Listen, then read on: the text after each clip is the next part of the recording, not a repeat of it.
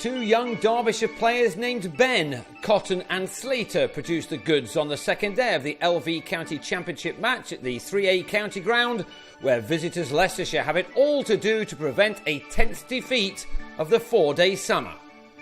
They began the second morning on 25 for 2 in reply to their host 289, and they were soon in another fine mess after Ned Eckersley slashed at a ball from Tony Palladino to be held at the second attempt in the slips by Wes Durston. That was in the fourth over of the day, and in the sixth, Dan Redfern chopped a ball from Palladino back onto his stumps to go for a duck against his former employers. That left the visitors on 29 for 4. There was a little recovery before Tom Wells was unlucky to be caught down the leg side to give Cotton the first of his 4 wickets.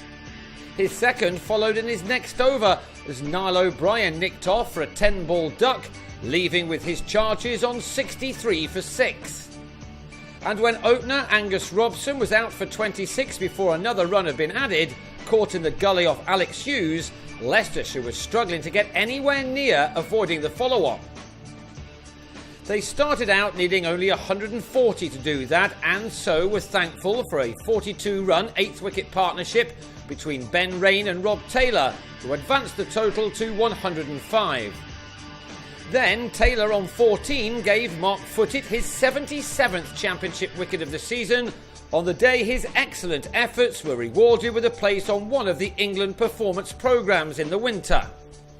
He had to settle for 2 wickets overall in this innings as Charlie Shrek and Rain played some aggressive shots to try to get their team to 140.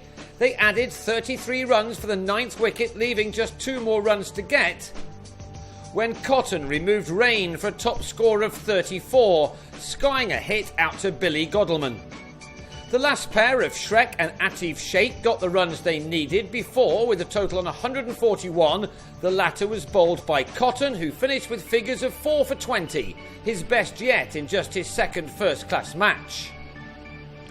So Derbyshire had a first innings advantage of 148 runs, and Godleman was soon adding to that with this 6 off James Sykes, who was into the attack early. The spinner exacted his revenge in his next over as Godleman tried to repeat the dose but was stumped by O'Brien for 12.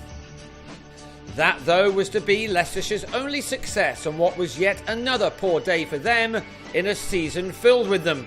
Wayne Madsen missed out in the first innings but was soon on his way to a half-century, with this cut taking him to 1,000 championship runs for the summer. The Derbyshire skipper can again be pleased with his efforts this year. Slater can be very proud of his achievements in this particular match. He made his maiden first-class 100 on the previous day, and he simply picked up from where he'd left off there. Chesterfield has been put on the cricketing map in the last week, with Harvey Hussein's record-breaking display with the gloves on his debut at Surrey last time out, now followed by Slater. He added a 50 to his first innings 100 as he tucked Shrek through mid-wicket for his 6th 4 from the 125 balls he'd thus far faced. He is having an unforgettable contest and may be turning Chesterfield into a cricketing mecca if he can go on to make a 3-figure score on day 3. He wouldn't have been able to do that had O'Brien been able to hold on to this gloved pull. It was not an easy chance by any means, though. Madsen too was racing his bat before stumps were drawn. This was the 9th time of another fine campaign that the captain had got to at least a 50 this summer. This 4 off Rain, his 8th, had him at his half-century of 74 deliveries. So this was a day totally dominated by the home team, these 2 batsmen carrying their partnership to 127 by the close, with Slater ending 27 runs short of his 2nd century of the match. He will go again on day 3 on 73 with Madsen on 66, and this pair have already put their team 310 runs to the good, with plenty more to come. Leicestershire are now surely certain of becoming the first team since World War II to go through 2 successive seasons without a single championship win.